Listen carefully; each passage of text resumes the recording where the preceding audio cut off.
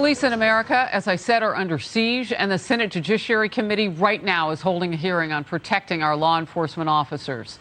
Of course, we're 105 days away from the midterm elections, with Democrats trying to change their message on crime. Watch. There are some on the other side who falsely accuse Democrats for wanting to defund the police. The record is clear. We are funding the police, and we should. How we can ask young people to join the profession if we don't take care of them? How can we ask them to protect us if we don't protect them? And if we don't have enough officers, we can only expect to see other violent crimes get worse and worse. The statistics are chilling.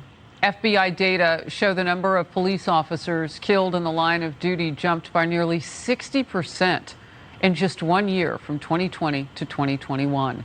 That's according to the Fraternal Order of Police, the largest police union in the nation. 178 officers have been shot while on the job through June of this year. Another report shows 37 of those officers died. We honor those who have given their lives in service. Their names are scrolling on the Faulkner Focus set right now. You'll see them going by. FBI Director Christopher Wray sounding the alarm a few months ago.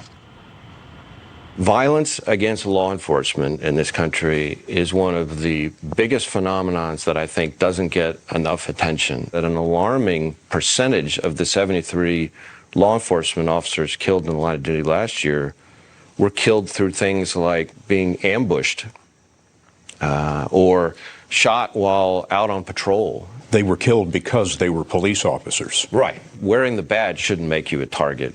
Right. Jason Rantz, Seattle radio talk show host, joining me now. Often we get together and we talk about the problems that got us here. Today, the focus in the Senate hearing is how do we get out of it? It seems pretty simple. You can protect cops by rolling back laws or policies that make their jobs more dangerous, jobs that are already dangerous. You put a ban on pursuits, or you have severe restrictions on use of force. And folks know that. Criminals know that. When you have prosecutors who refuse to offer sentencing enhancements for gang members or for the use of guns or even in drive-bys, that has an impact. You should bring back cash bail so we can keep some of these criminals in jail where they belong, and stop pretending that the Democrat Party hasn't actually been pushing for defunding. I'm sorry, but that Senator Durbin clip is so dishonest. That is a flat-out lie. The Democratic Party is the only party that had promoted the defunding of police and, in a lot of ways, the abolition of police and prisons. You cannot pretend that that wasn't the case. You cannot continue to gaslight us and tell us that we're the delusional ones. You have to fully fund police departments, because at the end of the day, they have to be able to protect themselves and the community, and when they are understaffed, they can't do either. You know what? My team has been able to pull some of what was just said at the Senate hearing. And I just want people to understand the rawness and the riveting nature of what police are going through right now and their understanding of how we got here. This is Sergeant Trey Penne. He is the president and executive director, National Fallen Officer Foundation, just on the Hill moments ago. Let's watch. The reduction in resources and low morale increased mental health problems for law enforcement officers. The combination of these factors led to overwhelming stress on these police officers, which resulted in higher suicide rates. The defund the police movement is responsible for. He's going in detail there. And he went on, I've been watching it all morning. He went on to say, just as you have indicated, Jason, fixing it is not all that hard, but you can't just flip the switch.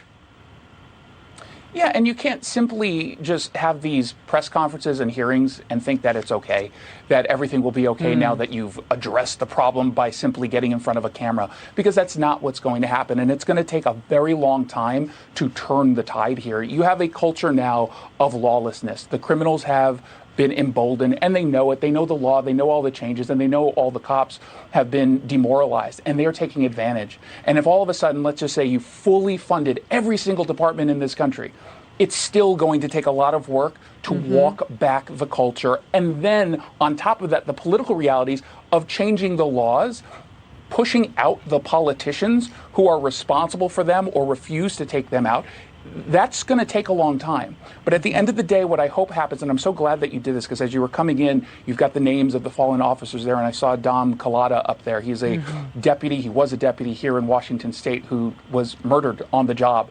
And we should know the names of every single person who was killed, and we should hear from the people who are responsible for the policies that led to their murder, why they had to die. Tell me why they had to die. Tell me why deputies Matthew Yates of Ohio or Edward Petrie of Kentucky had to die just in the last few weeks. Yeah, know their names. That's why we scroll them. And thank you for that personal touch and your story, your connection with one of those officers from your community. So sorry for your community's loss. You're right. We have to get started with this now because it will take a while, but we can do it. We've got to protect our law enforcement officers. Jason, thank you. Parents are up in arms. The outrage over a Maryland school district's gender identity disclosure guidelines has them angry. The district bars teachers and staff from telling parents about gender transitions of their own children if the parents don't support that decision. The same thing is happening in some schools in Virginia and Wisconsin. And more gender identity controversy, this time at the federal level. The Biden administration yesterday proposed a rule to expand federal health care for transgender people. The proposal reignites concerns over religious freedom for healthcare professionals. Some worry they could be forced to perform controversial procedures over moral objections. Jason, I'm coming back to you on this separate topic now and get your top line thoughts.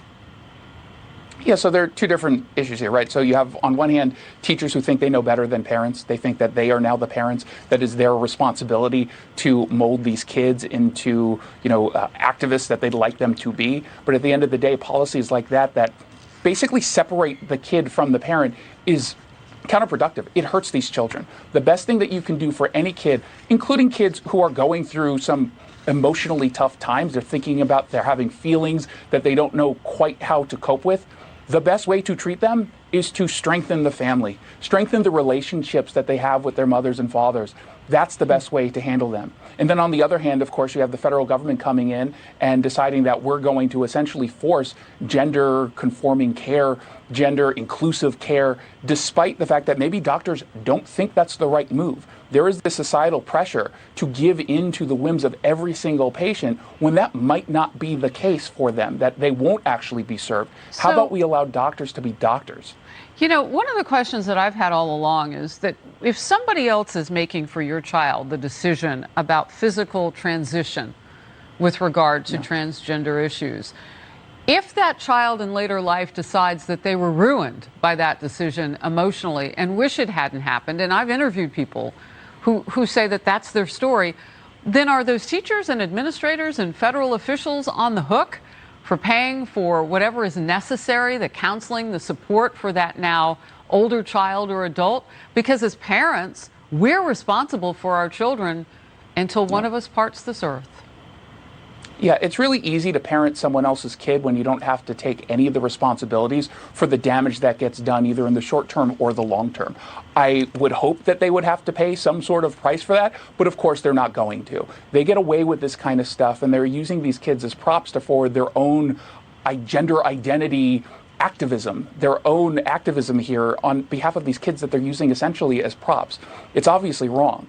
And there have been so many times people have gone through transitions or almost gone through transitions, came back and said, yeah, that was the wrong decision for me. And I wish there was an adult in my life to tell me no. But right now, we have a dearth of those parents and or teachers because a lot of them are too scared to say anything for fear of being bullied as a transphobe. Yeah, I'm also really concerned about somebody stepping in between me and my child. I'm feeding this child, I'm housing this child.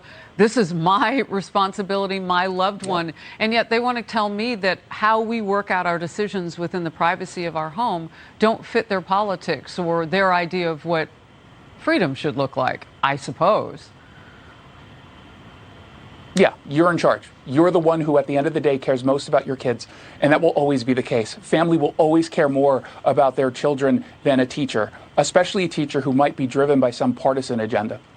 Jason Rantz, appreciate you being in focus on all of it. Thank you very much. Thanks, Harris.